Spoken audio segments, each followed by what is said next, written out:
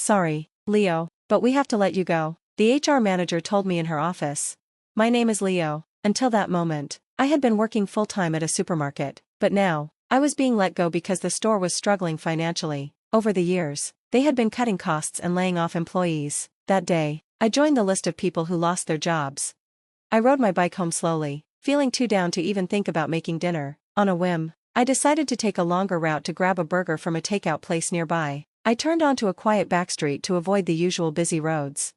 Just as I reached the burger shop, I noticed an older woman sitting on the ground, looking upset. Are you okay? I quickly stopped my bike and ran over. She had fallen and hurt her leg, and she couldn't stand up by herself. She looked worried, probably because no one else was around to help. I hate to bother you, but can you help me up? I can't get up on my own, she said, wincing in pain. It seemed like she could walk, but only with a limp. I gathered her groceries, which had spilled onto the ground, and put them back in her bag. Luckily, nothing seems to be ruined, I said as I handed her the bag. Thank you so much, you're a lifesaver, she said gratefully. That's when I finally got a good look at her face and realized I knew her. Wait, don't you shop at my store? She asked suddenly. It clicked for me, too. She was a regular customer at the supermarket. She smiled in relief, maybe because she recognized me. She tried to take her grocery bag, but I could tell she couldn't carry it while walking. When I asked if someone could come get her, she said no one was home, worried she might fall again. I offered to carry her bag and walk her home. Thank you, Leo, I'm so sorry for troubling you, she said as she held onto my arm. Don't worry about it, I replied with a smile. You're so kind, I've always liked how friendly you are at the store. You always have a smile for everyone, she said. Her words were nice, but they reminded me of my situation, and I couldn't help but chuckle softly. You okay? You seem down, she asked, glancing at my face. Well, today was my last day at the store, I admitted.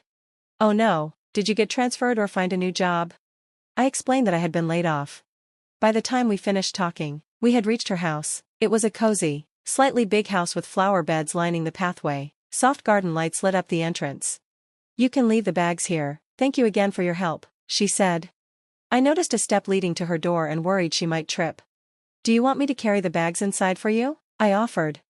She smiled and said, if you don't mind, that would be wonderful. After I brought the groceries inside, she asked if I'd like some tea as a thank you. Just then, her phone rang. Oh, it's Mia, she said before answering. She explained the situation to the caller. Take your time, but could you grab some food on the way? Perfect, thank you, she said before hanging up. That was my granddaughter, Mia. She'll be home soon, she told me. Feeling relieved that someone would be with her, I got ready to leave.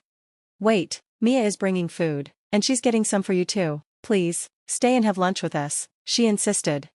I hesitated but eventually agreed. As we waited, she told me more about Mia.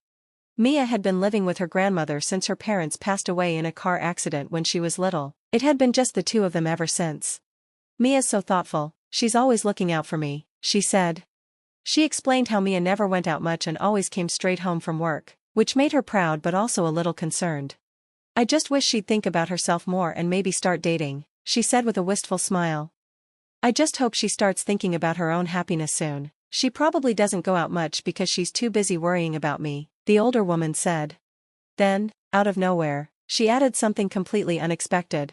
You know, I'd be overjoyed if someone as kind as you married her. Actually, would you consider marrying my granddaughter? She's a wonderful girl, smart and caring. Her sudden proposal caught me completely off guard. Any warm feelings I'd had earlier vanished as my brain tried to process her words. Was this even real? Did marriage proposals happen often in jobs like mine? To be honest, I'd heard similar comments before. Back at the supermarket, a customer once joked, "How about you marry my daughter?" I'd even heard my female coworker get told, "You'd be perfect for my son." It was always awkward, and all you could do was laugh it off. Suddenly, a cheerful "I'm home" came from the front door. Her granddaughter, Mia, must have returned. I stood up to greet her and turned toward the door. There she was, walking in. "Hi, I hope I'm not interrupting," I said nervously. "I'm so sorry for the trouble my grandma caused you. Thank you so much for helping her," Mia said. She looked genuinely apologetic, but I couldn't stop staring. Mia was dressed in her office uniform, her hair neatly tied back. She had bright, kind eyes and fair skin, and her gentle demeanor immediately struck me. I kept nodding and bowing slightly, completely losing my words in front of her. Her grandmother lit up as soon as she saw Mia and began chatting away with excitement. "Welcome home, Mia, this nice young man here works at the grocery store I go to all the time. Isn't he wonderful? He helped me when I fell. So, Mia, what do you think of him? He's such a good person. Maybe Grandma brought home the perfect guy for you." Hearing this, Mia froze, looking completely confused. "Wait, what? Grandma, what are you even saying?" Mia stammered, clearly flustered. "I'm just saying he could be your future husband," her grandmother said with a mischievous smile.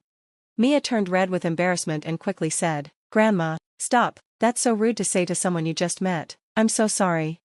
"Oh, I've met him plenty of times at the store," her grandmother replied, waving her hand like it wasn't a big deal. I couldn't help but laugh a little at how close they seemed. "You two have such a great bond," I said. Still embarrassed, Mia thanked me again and handed me a packed lunch she had bought earlier. "Here, please take this as a small thank you for all your help today."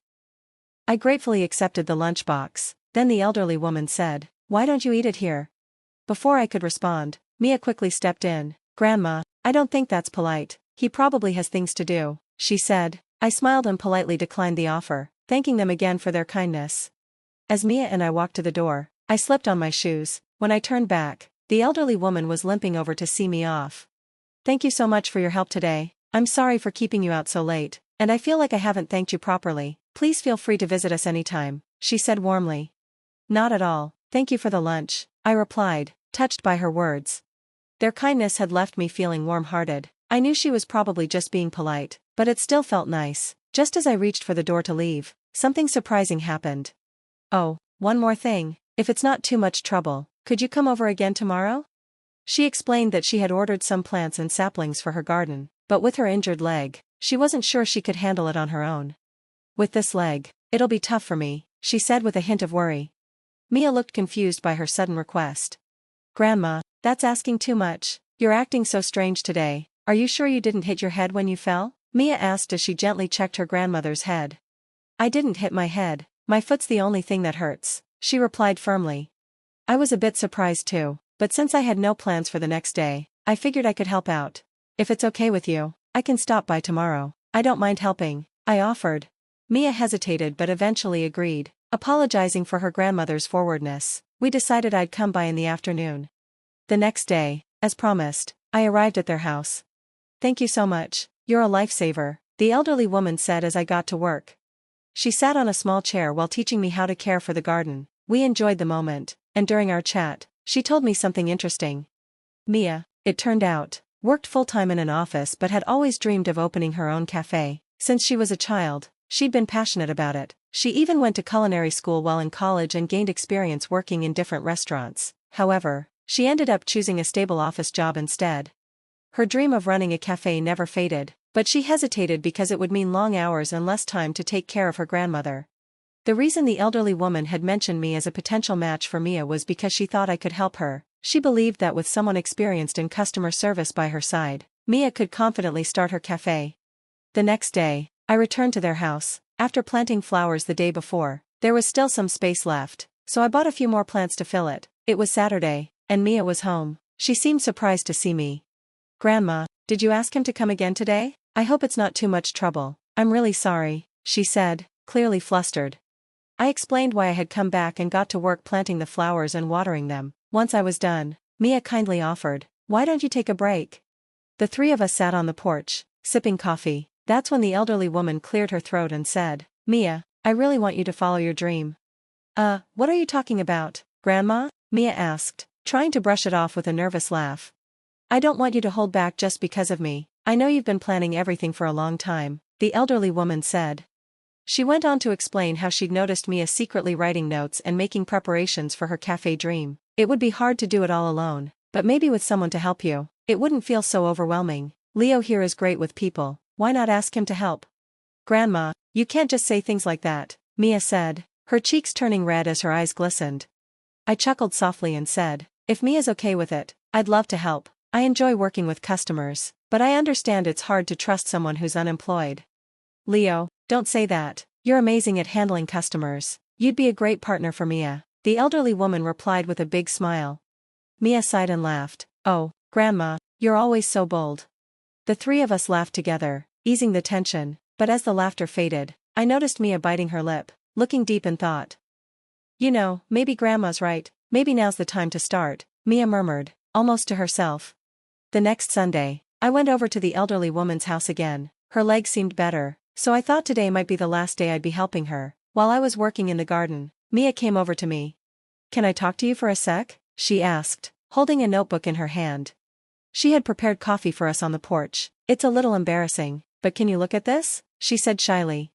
She handed me the notebook, and as I flipped through it, I was amazed. Every page was filled with drawings of the cafe she dreamed of, sketches of the cafe's design, food ideas, and many recipes.